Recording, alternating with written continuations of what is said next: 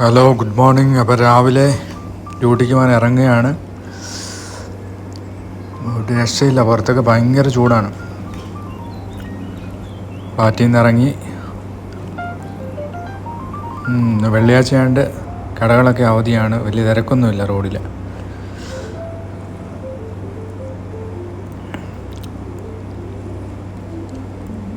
കയ്യിൽ 2 മാസ്ക് ഉണ്ടായിരുന്നു, എന്നാൽ അതിന് ഈ വേസ്റ്റ് ബാസ്ക്കറ്റിലോട്ട് അങ്ങ് ഇട്ടേക്കാം.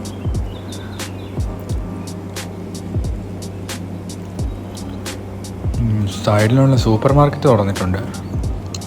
യമനികളുടെ കടയാണത്. ഇവിടെ ഇപ്പോൾ സമയം ഏകദേശം 6:10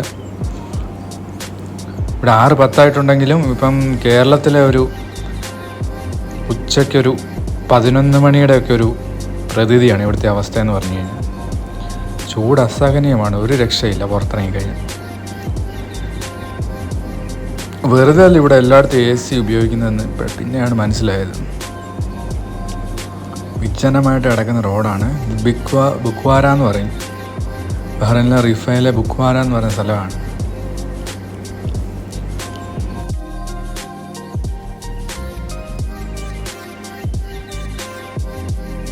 ഇതെല്ലാം കടകളാണ്. ഈ സൈഡിൽ 2 സൈഡിലും കാണുന്ന കടകളാണ്.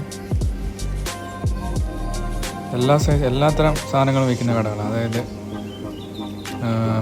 എന്താണ് പറയുന്നത്, tailor shop, book, stationery items, പാത്രങ്ങളെല്ലാം വിൽക്കുന്ന കടകളാണ് ഈ സൈഡിൽ, 2 സൈഡിൽ. അതിലൊരു ചേട്ടനോടെ സിഗരറ്റ് വലിക്കുന്നുണ്ട്. പുള്ളി സിഗരറ്റ് വലിക്കുന്നതൊക്കെ ഇവിടെ ശിക്ഷാർഹമാണ് പൊതുസ്ഥലത്ത് നിന്ന്. രാവിലെ ആയതുകൊണ്ട് ആരുമില്ല. ഇടയ്ക്കൊക്കെ ഇതിലെ പോലീസുകാരൊക്കെ അങ്ങോട്ടും ഇങ്ങോട്ടും ദേവര പരവും. അങ്ങ് മുമ്പിൽ ഫ്രണ്ടിൽ കാണുന്ന ആ മുന്താസ എന്ന് പറഞ്ഞ ഇവിടുത്തെ ഒരു സൂപ്പർ മാർക്കറ്റാണ്. ഇവർക്ക് പല ബ്രാഞ്ചസ് ഉണ്ട് ഇവിടെ തന്നെ, പല സ്ഥലങ്ങളായിട്ട്. ഇതിപ്പം ഇവിടെ ബുക്ക്വാരയിലുള്ള ബ്രാഞ്ചാണ് മുന്താസ്. ഇവിടെ എല്ലാ സാധനങ്ങളും ഉണ്ട്, എല്ലാ ഐറ്റംസും. ഈ ഇടത് സൈഡിൽ കാണുന്ന ഇതാണ് ദക്ഷ ഡിസ്കൗണ്ട് സെൻറ്റർ എന്നത്. ഇവിടെ മാക്സിമം 1 BD താഴെയുള്ള സാധനങ്ങളുള്ളൂ. 1 BD എന്ന് പറഞ്ഞാൽ നാട്ടിൽ 200 രൂപ, അതിൽ താഴെയുള്ള സാധനങ്ങൾ മാത്രമേ ഇവിടെ വിൽക്കുന്നു. ഒരു തിരക്കുമില്ല. സാധാരണ ഈ സമയത്തൊക്കെ ഇതിൽ വരുമ്പോഴത്തേക്കും അന്യ തിരക്കാണ്, ക്രോസ് ചെയ്യാൻ പറ്റത്തില്ല റോഡ്. വെള്ളിയും ശനി എന്ന് പറഞ്ഞു കഴിഞ്ഞാൽ ഇവിടുത്തെ അവധി ദിവസങ്ങളാണ്.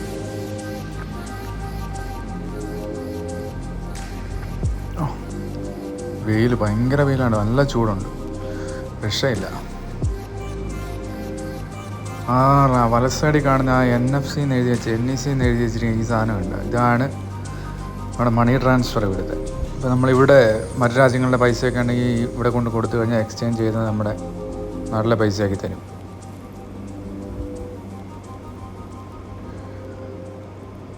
രാവിലെ ഇന്ന് ഫുട്ബോൾ കളിക്കുന്നു, വേറെ ഒരു പണിയില്ലെന്ന് തോന്നുന്നു.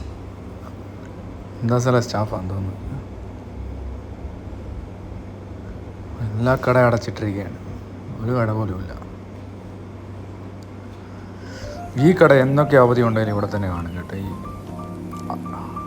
ഹലാൽ എന്ന് പറഞ്ഞത് ഈ മാർക്കറ്റ് ഇവിടെ എല്ലാ ദിവസവും ഓപ്പണിംഗ് ഉണ്ട്. ഇവിടെ ഒരു സ്കൂളുണ്ട് അടുത്ത സൈഡിലോട്ട് പോകുമ്പോൾ, ഗേൾസ് സ്കൂൾ. അവിടുത്തെ പിള്ളേർ മൊത്തം ഇവിടെ വന്ന് സാധനം വാങ്ങിച്ചിട്ടാണ് പോകുന്നത് രാവിലെ.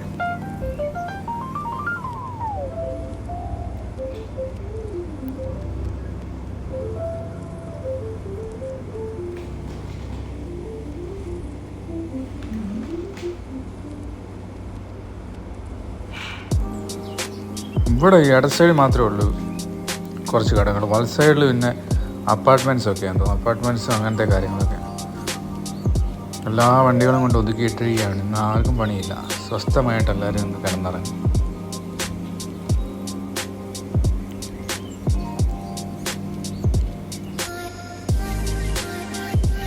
എന്നാലും ആശുപത്രിക്കാർക്ക് ഒരു രക്ഷയില്ല കേട്ടോ. എന്തൊക്കെ അവധി വന്നാലും ആശുപത്രി ഉണ്ട്. എന്തെങ്കിലും ഒന്ന് ലീവ് കിട്ടിയായിരുന്നെങ്കിൽ ഇത്രയും സ്വസ്ഥമുണ്ട്, സമാധാനമുണ്ട്.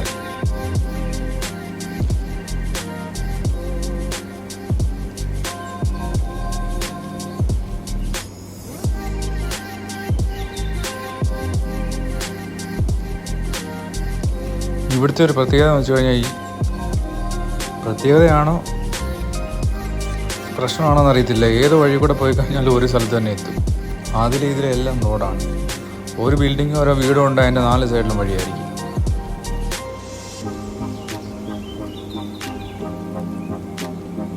അവിടെ എല്ലാം തുറന്നൊക്കെ ഇട്ടിരിക്കുകയാണ്, ഷട്ടറൊന്നും ഉണ്ട്. ഇവിടെ കള്ളന്മാരുടെ ശല്യമൊന്നുമില്ല.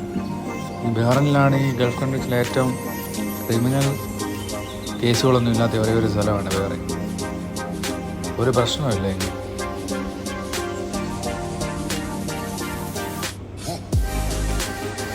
ആർക്ക് വേണമെങ്കിലും എപ്പോൾ വേണമെങ്കിലും ഇതിലേ വേണമെങ്കിലും ഇറങ്ങി നടക്കാം, ആരും ചോദിക്കത്തില്ല.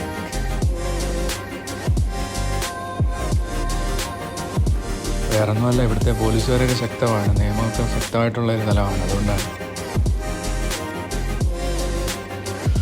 ഇവിടെ ഈ ജംഗ്ഷനിൽ നിന്ന് റൈറ്റിലോട്ട് പോയി കഴിഞ്ഞാൽ മനാമയിലേക്ക് പോവാം. ബഹ്റിൻ തലസ്ഥാന മനാലമയിലോട്ട് പോകുന്ന വഴിയാണ് ഇവിടുന്ന് റൈറ്റിൽ പോയി കഴിഞ്ഞാൽ. സാധാരണ ഇവിടെ റോഡ് ക്രോസ് ചെയ്യാൻ ഭയങ്കര ബുദ്ധിമുട്ടാണ്. ഒന്നാമത് ഇവിടെ 100-150 കിലോമീറ്റർ സ്പീഡിലാണ് വണ്ടിയെല്ലാം വരുന്നത്. അവിടുന്ന് 100 കിലോമീറ്റർ സ്പീഡിലായിരിക്കും വരുന്നത്. ശ്രദ്ധിച്ചില്ലെങ്കിൽ ആക്സിഡൻറ്റ് ഉണ്ടാകാൻ വളരെ സാധ്യതയുള്ള സ്ഥലങ്ങളാണ്. റോഡ് ക്രോസ് ചെയ്യാൻ വളരെ ബുദ്ധിമുട്ടുള്ള കാര്യമാണ് ഈ ഗൾഫ് കൺട്രീസിൽ. വേറൊരു കാര്യം എന്ന് വെച്ചാൽ നമ്മുടെ നാട്ടിലൊക്കെയാണ് കൈ കാണിച്ചാൽ പോലും അമ്മ നിർത്തത്തില്ല. പക്ഷേ ഇവിടെ നമ്മളിന്ന് കൈ കാണിച്ചു കഴിഞ്ഞാൽ ഈ അറബികൾ നിർത്തിത്തരും വണ്ടി. എത്ര സ്പീഡിൽ വരുവാണെങ്കിലും അവർ കണ്ടിട്ടുണ്ടെങ്കിൽ അവർ ഒതുക്കി തരും. പക്ഷെ നമ്മളെ ശ്രദ്ധ കൊണ്ട് എന്തെങ്കിലും സംഭവിച്ചാലേ ഉള്ളൂ. പിന്നെ ഇവിടെ തൊട്ട് അങ്ങോട്ട് റൈറ്റ് സൈഡിൽ വീടുകളും ലെഫ്റ്റ് സൈഡിൽ മാത്രമേ കടകളൊക്കെ ഉള്ളൂ. അപ്പുറത്തെ സൈഡിൽ മെഡിക്കൽ സ്റ്റോറ്, ചെറിയ റെസ്റ്റോറൻറ്റ്സ്, ഒരുപാട് കടകളുണ്ട് സൈഡിൽ. ഈ സൈഡ് ഒരു കേരളത്തിൻ്റെ ഫീലാണ്. ഈ മരങ്ങളും കാര്യങ്ങളൊക്കെ. ഞാറപ്പഴമാണ്, ഞാറയൊക്കെ ഉണ്ട് ഇവിടെ.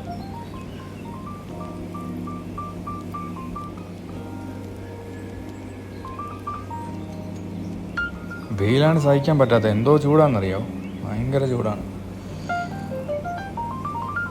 ഒരു ഫാനും കൂടെ നടക്കുമ്പം സൈഡ് വല്ലതും ഫിറ്റ് ചെയ്തുകൊണ്ട് നടന്നാൽ വളരെ നല്ലതായിരുന്നു. ഇത്രയ്ക്കും ചൂടാണ്, രക്ഷയില്ല.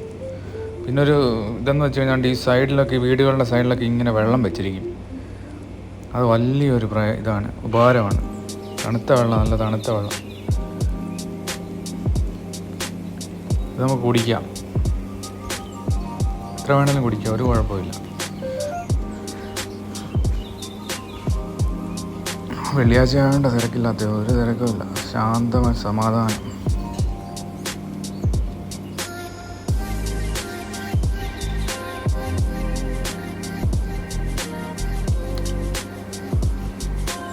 ഇവിടെ വെളുപ്പിനെ തന്നെ ഇവിടെ സിറ്റി ക്ലീനിങ് ഉണ്ട്, ആൾക്കാരുണ്ട്. അവർ വന്ന് രാവിലെ തന്നെ ഇത് മൊത്തം ക്ലീൻ ചെയ്യും.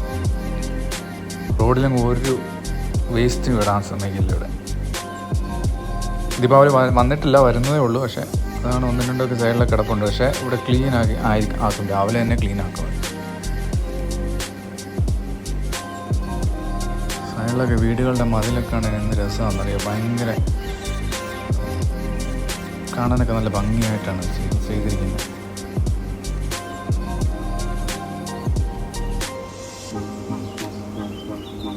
പച്ചപ്പും ഹരിതാപവും ഒന്നും ഇല്ലെന്നാണ് ഗൾഫിലൊക്കെ പറയുന്നത്. പക്ഷേ ഇവിടെ ഇപ്പം മൊത്തം കേരളത്തിനേക്കാളിലും പച്ചപ്പും ഹരിതാപവുമാണ് എനിക്ക് തോന്നുന്നത്. അപ്പം രാവിലെ തന്നെ എനിക്കൊരു മാങ്ങ കിട്ടിയിട്ടുണ്ട്.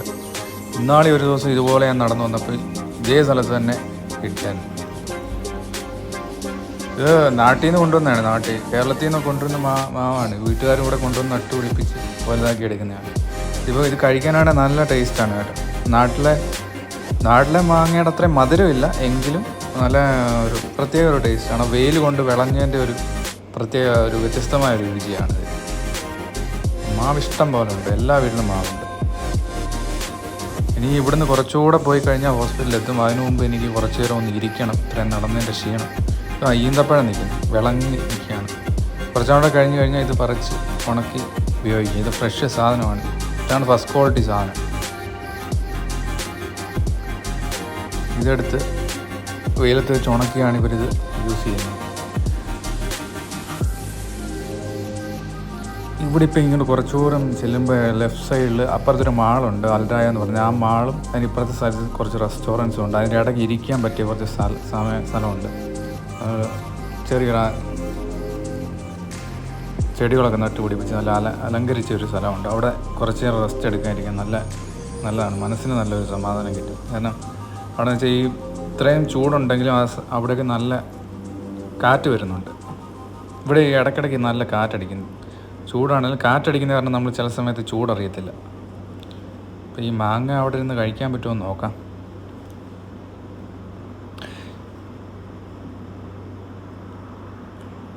ഇതാണ് മാള, ഫ്രണ്ടിൽ കാണുന്നതാണ് മാള. അവിടെ ATM അതുപോലെ ഒരുപാട് കാര്യങ്ങളുണ്ട്. അതിനകത്ത് ഒരുപാട് ഫെസിലിറ്റീസ് ഉള്ളൊരു മാളാണ്.